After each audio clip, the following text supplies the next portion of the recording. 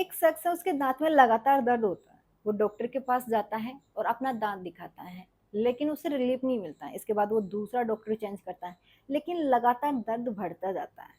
इसके बाद जो उसकी पत्नी है वो कहती है कि हमारे पड़ोस में इतने अच्छे डॉक्टर हैं और आप एक बार इन्हें दिखा लेते, शायद रिलीफ मिल जाए। लेकिन वो शख्स कहता है कि देखो, इस डॉक्टर से मेरी इतनी जान पहचान भी नहीं है और पता नहीं इनकी आदत कैसी है और इसकी फीस भी कुछ ज़्यादा है, तो मैं इनसे नहीं दिखा सकता। लेकिन पत्नी बार बार रिक्वेस्ट करती है तो वो दिखाने चला जाता है। जब उनकी क्लिनिक पे जाता है, वो पर्ची कटवाता है। पर्ची कटवाने के बाद अपनी बारी का इंतजार करता है। अब जैसे ही उसका नंबर आता है, डॉक्टर साहब उसे देखते हैं तो पहचान जाते हैं कि ये तो उनका पड़ोसी है। तो उससे कहते हैं कि अरे, आपको पर्ची लेने की क्या जरूरत थी, आप तो वैसे ही आ जाते, आपका इलाज वैसे ही हो जाता। लेकिन वो शख्स कहता है कि नहीं डॉक्टर साहब, आपका फर्ज है एक मरीज को देखना, और इसमें कोई दोहराया नहीं है कि मैंने पर्ची के पैसे दे दिए। लेकिन डॉक्टर साहब उसे प्यार से समझाते हैं, अच्छे से उसका इलाज करते हैं। जो भी उसने पर्ची के पैसे दिए थे वो वापस कर देते हैं जबरदस्ती। इसके बाद वो शख्स ये सोचता है कि डॉक्टर साहब हैं, इनकी आदत तो बहुत अच्छी है। और पहले इतनी जानकारी नहीं थी, अब दोनों के बीच में एक गहरा रिश्ता भी हो चुका था।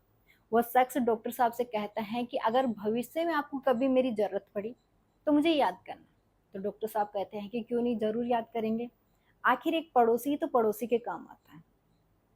धीरे धीरे वक्त बीतता है, दोनों एक दूसरे के घर आने जाने लग जाते हैं। दोनों में रिश्ता अच्छा हो जाता है।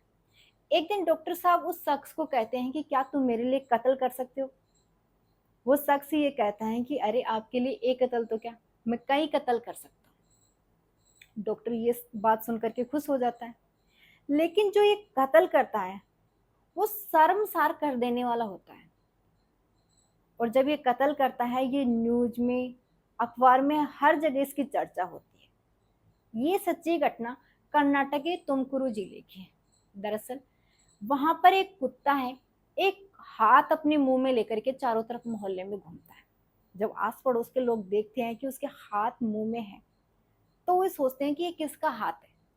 लोग उस हाथ को छुड़वाने की भी कोशिश करते हैं, शोर मचाते हैं, लेकिन वो आगे आगे भगता रहता है। वो सोचता है कि कहीं एकांत में जाकर के उस हाथ की जो हड्डी है उन्हें खाना चाहता था। इसके बाद जो आसपास के लोग हैं वो 112 नंबर पर कॉल करते हैं। पुलिस आती है, जो कुत्ता है उससे वो हाथ छीन लेते हैं। पुलिस देखती है उस हाथ को। इसके बाद फॉरेंसिक टीम बुलाती है, डॉग स्क्वाड बुलाते हैं। ये सारी चीजें बुलाने के बाद जो कुत्ते हैं उन्हें हाथ सुंघाया जाता है।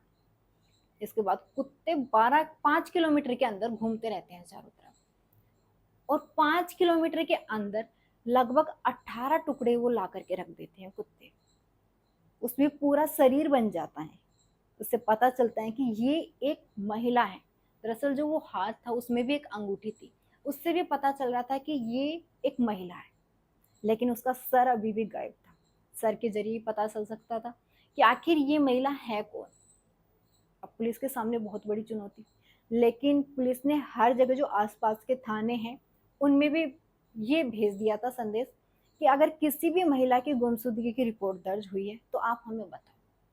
तो पास की बेलावी गांव है, वहां पे पता चलता है कि वहां एक महिला है, उसकी गुमशुदगी की रिपोर्ट दर्ज करवाई थी उसके पति ने।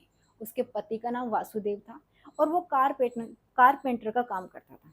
उसकी पत्नी है, उसकी उम्र लगभग 42 साल थी। उसका नाम लक्ष्मा देवी अम्मा था।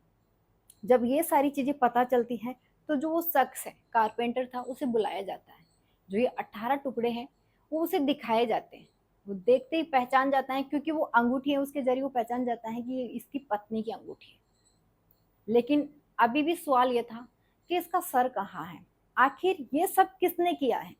इसके बाद जो उसके रिश्तेदार, आसपास के लोग हैं, सैकड़ों लोगों से पूछताछ करती है पुलिस। लेकिन पुलिस के हाथ कोई भी सुराग नहीं मिलता है। सीसीटीवी कैमरा चेक करती है। जब सीसीटीवी कैमरा चेक किया जाता है, जहां जहां से ये 18 टुकड़े मिले थे वहां वहां पुलिस चेक करती है आसपास के इलाके में। तो पता चलता है एक ब्रीजा कार है जो मॉडिफाई की हुई है, वो हर जगह जा रही है और जाने के बाद तुरंत वापस आ रही है। इसके बाद पुलिस को शक होता है कि हो ना हो इस गाड़ी के जरिए किया गया है जो भी हुआ है। अब उसकी जो नंबर प्लेट है वो देखी जाती है। लेकिन जैसे ही नंबर चेक किए जाते हैं तो पता चलता है कि ये जो नंबर प्लेट है वो फेक है। पुलिस के सामने एक बड़ी चुनौती थी कि अब कैसे पहचाना जाए। लेकिन जो वो ब्रीजा कार है वो मॉडिफाई की हुई थी। उसके जरिए पता लगाने की कोशिश करते हैं कि आखिर किसने इस तरीके से जो ब्रीजा कार है उसे मॉडिफाई करवाया। तो पता चलता है कि एक शख्स है जिसका नाम सतीश है, उसने ये मॉडिफाई करवाई थी। अब पुलिस सतीश को उठाती है।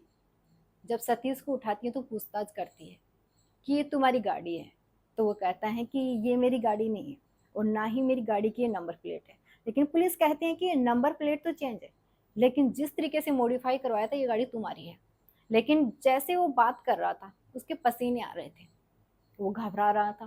पुलिस समझ जाती है कि हो ना हो इसमें इसका जरूर हाथ है। जब उससे सख्ती से पूछताछ करती है पुलिस तो वो टूट जाता है और ये कहता है कि साहब ये गाड़ी है हमारे पड़ोस में रहने वाले एक डॉक्टर साहब हैं जिनका नाम रामचंद्र है, उन्होंने 6 महीने पहले मेरे से खरीदी थी। जब पुलिस को ये बात पता चलती है तो पुलिस उस रामचंद्र के घर जाती है। ये रामचंद्र और कोई नहीं, जो महिला है जिसके 19 टुकड़े थे, यानी 18 टुकड़े मिल चुके थे और उसका सिर अभी तक मिला नहीं था, उसी का दामाद था। अब पुलिस को शक हो जाता है कि हो ना हो इसी का हाथ है, क्योंकि एक तो ब्रीजा कार ये ऐसी इसी ने ले रखी है, दूसरा इस औरत से इसका संबंध भी है। लेकिन जब उसके घर जाते हैं तो पता चलता है कि वो तो धर्मशाला दर्शन के लिए गए हुए हैं, वो घर पे नहीं है। अब पुलिस की टीम तुरंत वहां पहुंचती है धर्मशाला, और वहीं से जो ये डॉक्टर रामचंद्र है उसे अरेस्ट करती है। अरेस्ट करने के बाद उससे पूछताछ करती है कि ये तुम्हारी गाड़ी है। तो वो कह देते हैं कि हाँ ये गाड़ी मेरी है और मैंने ली थी। लेकिन उसकी सास के बारे में जब पूछा जाता है तो वो मना कर देता है कि देखो ऐसा मैंने कुछ नहीं किया। इसके बाद पुलिस सीसीटीवी कैमरा दिखाती है, और सीसीटीवी कैमरा दिखाती है उसमें जहां जहां उसकी सास के टुकड़े मिले थे वहां वहां ये गाड़ी जाती है और तुरंत वहां से आ जाती है। ये सारी चीजें जब उसे दिखाती हैं तो उसके पास आगे कोई ऑप्शन नहीं बचता। और जो सतीश है उसकी जब सीडीआर निकलवाई जाती है तो उसमें भी पता चलता है कि दरअसल ये सतीश है, ये लगातार जो डॉक्टर रामचंद्र है उसके संपर्क में था। और उनके साथ एक शख्स किरण, यानी जो सतीश है उसका चचेरा लड़का, वो भी संपर्क में था। जब ये चीजें पता चलती हैं तो तीनों को एक जगह बिठाया जाता है और सख्ती से पूछताछ की जाती है। तो डॉक्टर साहब हैं वो तोते की तरह बोलना शुरू कर देते हैं। वो कहते हैं कि दरअसल जो इनकी सास है इसकी पहले शादी हो चुकी थी। डॉक्टर साहब हैं, इसकी उम्र लगभग 47 साल थी। इसकी पहली शादी हो चुकी थी लेकिन किसी कारणवश उसकी शादी चलती नहीं है। दूसरी शादी होती है। जो ये महिला है जिसके 18 टुकड़े मिले हैं, यानी एक टुकड़ा अभी भी गायब था, उसके बारे में, उसके सिर के बारे में पूछा जाता है तो वो बता देते हैं कि इन्होंने सिर कहाँ फेंका था। सिर भी मिल जाता है। जब इनसे पूछा जाता है तो ये कहते हैं कि दरअसल इनकी सास है ये करेक्टरलेस थी। मतलब ये कहता है कि मेरी सास है, इसका करेक्टर मुझे अच्छा नहीं लगता था, करेक्टर खराब था, और जो मेरी पत्नी है ये इसे भी बिगाड़ देती। इसलिए मैं अपनी सास से ये कहता था कि आप मेरे घर मत आया कर, लेकिन बार बार वो मेरे घर आती थी और हमारे घर के जो मामले हैं उनमें भी वो दखल अंदाजी करती थी। इस बात को लेकर हमारे घर आए दिन झगड़ा होता था, यानी उसकी पत्नी और उसके बीच में। उसकी पत्नी है, उसकी उम्र लगभग 22 साल थी, लेकिन जो इसने ये खेल रचा था इसके बारे में इसकी पत्नी को कुछ भी अंदाजा नहीं था। 3 अगस्त 2025 को इसकी सास इसके घर आती है। घर आने के बाद अच्छे से बातचीत करते हैं। दरअसल ये डॉक्टर साहब है, ये अपनी सास से अच्छे से बात नहीं करता था, लेकिन उस दिन प्यार से बात करता है और अपनी सास से कहता है कि चलो आपको मैं छोड़ के आ रहा हूँ। वो घर जाने के लिए जैसे ही कहती हैं तो वो सोचते हैं कोई बात नहीं, दामाद घर छोड़ने जा रहा है तो अच्छी बात है। वो उसके साथ चली जाती है। लेकिन गाड़ी के अंदर पीछे सतीश और सतीश का चचेरा लड़का कोमल वो भी बैठे हुए थे। जैसे ही वो गाड़ी में बैठती है तो उसी की साड़ी से पल्लू है, उससे उसका गला घोटकर सतीश उसे मौत के घाट उतार देता है। फिर वहां से वो नदी है पास में, उधर के लिए रवाना होते हैं। लेकिन सतीश कहता है डॉक्टर साहब ये लाश अगर हमने नदी में फेंक दी तो ये तैर करके बाहर आ जाएगी, फूल जाएगी तो, और हम पकड़े जाएंगे। फिर डॉक्टर साहब बोलते हैं कि फिर क्या करना होगा। तो कहते हैं कि ये काम करते हैं, हम इसके छोटे छोटे टुकड़े करते हैं, टुकड़े करने के बाद इधर उधर फेंक देंगे, किसी को पता भी नहीं चलेगा। अब डॉक्टर साहब बोलता है कि ठीक है। इसके बाद जो डॉक्टर साहब का फार्म हाउस है वहाँ उस डेड बॉडी को ले जाते हैं और वहाँ रखते हैं। फिर मार्केट जाते हैं, फिर वहाँ से औजार खरीदते हैं। डॉक्टर साहब एक प्रोफेशनल थे, उन्हें पता था कि कहाँ पे हड्डी कमजोर होती है, कहाँ पे सख्त होती है, उसी हिसाब से उसके 18 टुकड़े करते हैं और 18 पॉलीथीन में पैक करते हैं और अलग अलग जगह फेंक देते हैं। लेकिन कहते हैं ना कि जुर्म करने वाला कितना भी शातिर हो, एक ना एक दिन पकड़ा जाता है। उस कुत्ते की वजह से ये सब पकड़े जाते हैं। अगर वो आवारा कुत्ता, उसे हाथ नहीं मिलता और वो उसे लेकर के उन गलियों में ना घूमता, आस पड़ोस के लोग हैं वो उस कुत्ते से वो हाथ नहीं छीनते, तो शायद ये राज दबा का दबा रह जाता।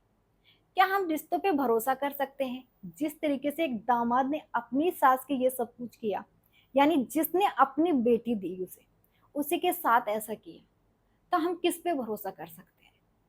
तो ऐसे लोगों से सावधान रहे, सतर्क रहे। दोस्तों, ऐसी वीडियो सुनाने का मकसद किसी भावनाओं को ठेस पहुंचाना नहीं है, बल्कि सच्ची घटनाओं से रूबरू कराना है। तो ऐसी वीडियो देखने के लिए आप हमारा चैनल सब्सक्राइब करें और कमेंट में जरूर बताइए आपको कहाँ की कौन सी स्टोरी जाननी है।